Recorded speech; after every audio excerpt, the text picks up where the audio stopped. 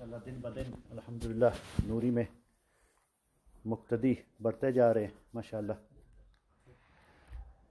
الحمدللہ رب العالمین والعاقبۃ للمتقین والصلاة والسلام علی سید الانبیاء والمرسلین. اما بعد فاعوذ باللہ من الشیطان الرجیم. بسم اللہ الرحمن الرحیم.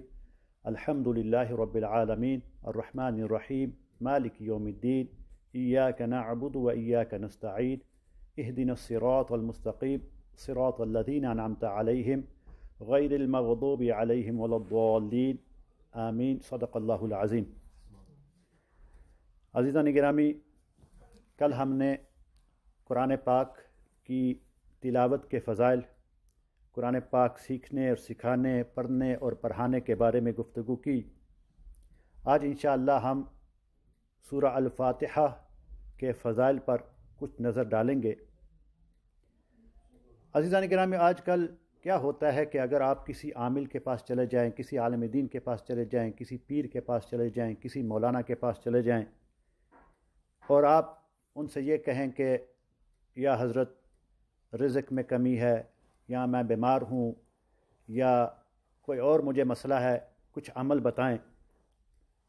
اگر پیر صاحب یا مولانا صاحب، امام صاحب جو بھی ہوں، اگر وہ یہ کہیں کہ آپ صبح کی نماز میں یا صبح کی نماز کے بعد سورہ الفاتحہ 40 مرتبہ یا 41 مرتبہ پڑھ لیا کریں، تو اکثر کیا ہوتا ہے کہ لوگ کہتے ہیں مولانا صاحب کچھ اس سے سخت والا عمل دیں، کچھ اس سے بہتر والا عمل دیں، یہ تو آپ نے اپنی بس جان چھڑائی. وہ اس لیے کہ ہم لوگ کیونکہ سورہ الفاتحہ سنتے رہتے ہیں، ہمارے ہاں اس سورہ فاتحہ کی کوئی ویلیو نہیں. مجھے جو کہتا ہے نا کہ اس سے بہتر دیں، صبح کی نماز، اکثر ہم یہ عمل بتاتے ہیں ان کو کہ صبح کی نماز میں سنت اور فرض کے درمیان 41 مرتبہ سورہ فاتحہ پڑھا کرے. اور اگر کوئی یہ کہے کہ اس سے کو بہتر دیں تو میں ان کو کہتا ہوں ٹھیک ہے، 41 مرتبہ سورہ فاتحہ اگر نہیں پڑھ سکتے تو سورہ بقرہ پڑھ لیا کرے 41 مرتبہ. اس کے علاوہ تو کوئی علاج نہیں ہے. عزیزان گرامی، علماء کرام نے لکھا کہ محبوب پاک صلی اللہ تعالی علیہ وسلم نے فرمایا کہ سیدنا جبریل علیہ السلام میرے پاس تشریف لائے اور انہوں نے کہا کہ اللہ سبحانہ و تعالی کی قسم، جس نے آپ کو اپنا حبیب بنا کر بھیجا، دنیا کے سارے دریا اگر سیاہی بن جائیں اور دنیا کے سارے درخت اگر قلم بن جائیں اور سارے ساتوں آسمان جو ہے وہ کاغذ بن جائیں، اور ہر فرشتہ جو روز ازل سے آج تک اللہ سبحانہ و تعالی نے پیدا فرمایا، اور ہر انسان جو سیدنا آدم علیہ السلام سے لے کر آج تک اللہ سبحانہ و تعالی نے پیدا فرمایا، اگر یہ سارے اکٹھے ہو جائیں پھر بھی سورہ الفاتحہ کا مکمل فضائل لکھ نہیں پائیں گے. اور ہم سوچتے ہیں کہ سورہ الفاتحہ کچھ بھی نہیں. عزیزان گرامی، نبی کریم صلی اللہ تعالی علیہ وسلم نے صحابہ کرام سے فرمایا کہ کیا میں تمہیں قرآن پاک کی سب سے عظیم سورت نہ بتاؤں؟ وہ ہے سورہ الحمدللہ، یعنی سورہ الفاتحہ. مزید فرمایا نبی کریم صلی اللہ تعالی علیہ وسلم نے، کیا میں تمہیں قرآن پاک کی سب سے افضل سورت نہ بتاؤں؟ وہ ہے الحمدللہ رب العالمین. عزیزان کرامی، نبی کریم صلی اللہ تعالی علیہ وسلم نے فرمایا کہ سورہ الفاتحہ جو ہے وہ خزانہ عرش کے نیچے سے نازل ہوئی. اس کا یہ مقام و مرتبہ ہے. اور نبی کریم صلی اللہ تعالی علیہ وسلم نے فرمایا کہ جس نے اپنے گھر میں سورہ الفاتحہ شریف اور آیت الکرسی شریف پڑھ لی، اس کو اس دن کسی انسان اور نہ ہی کسی جن کی نظر نہیں لگے گی. ہم لوگ اکثر کمپلین کرتے ہیں نظر لگ گئی، نظر لگ گئی. بالکل آسان سا وظیفہ محبوب پاک صلی اللہ تعالی علیہ وسلم نے عطا فرمایا. آیت الکرسی پڑھ لیں، سب کو آتی ہے. سورہ الفاتحہ پڑھ لیں، سب کو آتی ہے.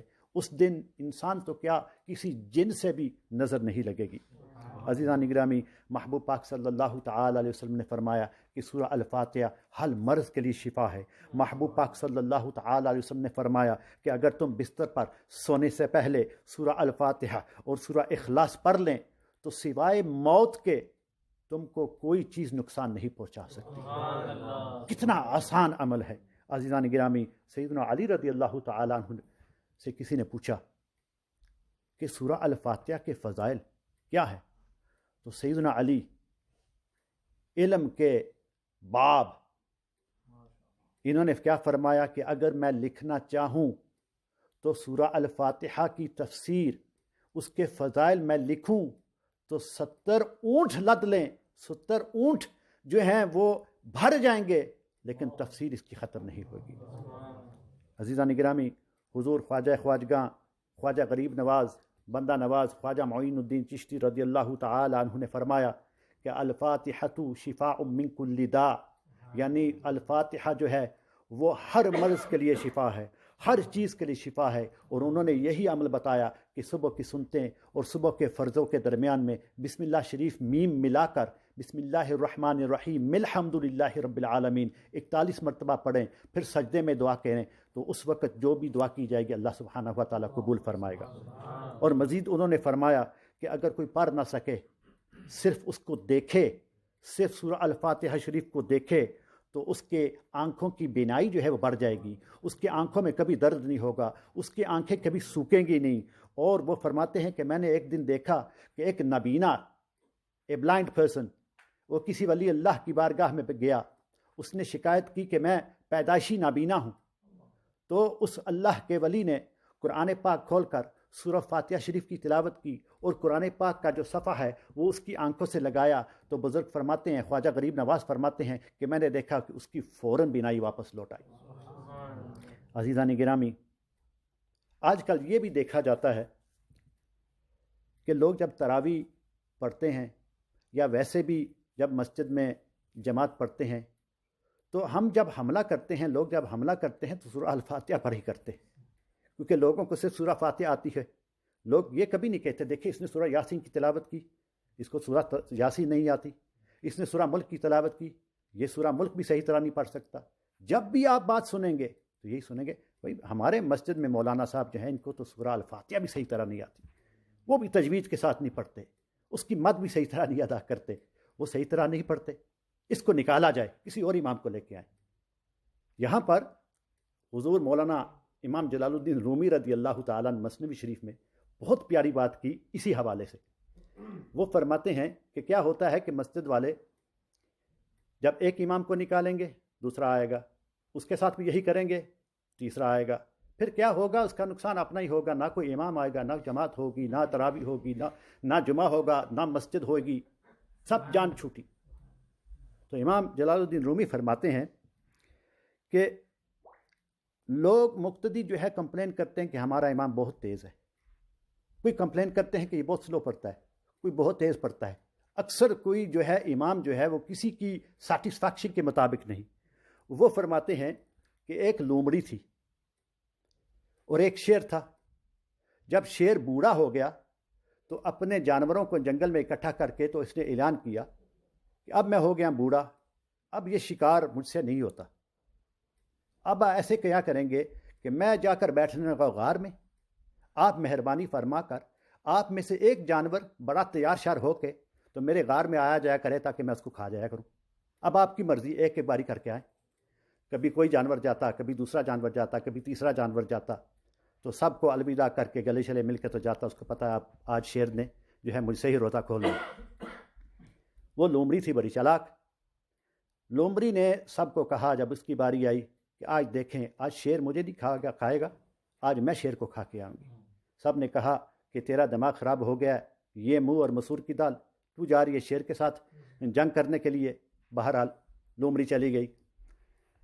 جس وقت مقرر کیا تھا شیر نے کہ اس وقت پر لوگوں نے آنا ہے، اب لومڑی جو ہے کھڑی رہی باہر۔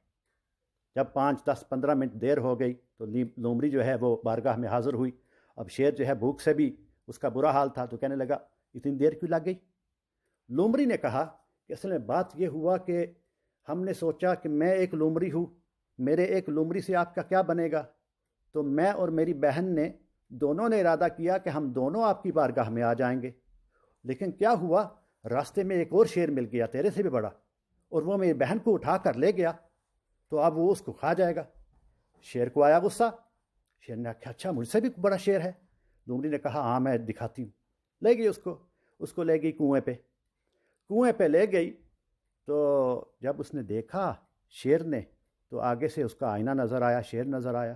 جب لومڑی بھی آگے ہوئی تو لومڑی دکھا، وہ دیکھو وہ میری بہن اور وہ شیر۔ اب جب شیر نے حملہ کیا تو گرا کنویں میں، وہ مر گیا۔ تو امام جلال الدین رومی رضی اللہ تعالیٰ نے فرماتے ہیں یہاں پر کہ جب بھی آپ کسی پر حملہ کریں گے، جیسے شیر نے حملہ کیا، شیر نے یہ کیا سوچا میں دوسرے شیر پر حملہ کر رہا ہوں، اصل میں اس نے حملہ کہاں کیا؟ اپنے پہ۔ اس کا صرف اسی کا نقصان ہوا اور کسی کا نقصان نہیں ہوا۔ تو امام جلال الدین رومی فرماتے ہیں کہ جو مقتدی حضرات جو ہیں، جو امام پہ تنقید کرتے ہیں کہ اس کی الحمد شریف بھی صحیح نہیں ہے، یہ بہت سلو پڑھتا ہے یا یہ بہت تیز پڑھتا ہے، وہ کیا ہوگا؟ ایک امام بھی چلا جائے گا، دوسرا بھی چلا جائے گا، تیسرا بھی چلا جائے گا۔ پھر کیا ہوگا؟ پھر لوگ اماموں کو بھی آپس میں واٹس ایپ گروپ تو ہوتے ہی ہیں، وہ بھی کریں گے بھائی جانا ہے اس مسجد میں نہیں جانا، وہاں آپ کا گزارا نہیں ہے، تو کیا ہوگا؟ اپنا ہی نقصان ہوگا۔ اللہ سبحانہ و تعالی ہم سب کو اپنے آئمہ جو ہیں، جو بھی امام ہیں، علماء ہیں، سب سے محبت عطا فرمائے، اور ہم سب کو سورہ الفول، کسی کو کچھ نہیں آتا، قرآن پاک اگر کوئی نہیں پڑھ سکتا تو کم از کم سورہ الفاتحہ شریف اپنی ورد زبان رکھے۔ اللہ سبحانہ و تعالی ہم سب کو عمل کی توفیق عطا فرمائے۔ وما علینا الا البلاغ المبین۔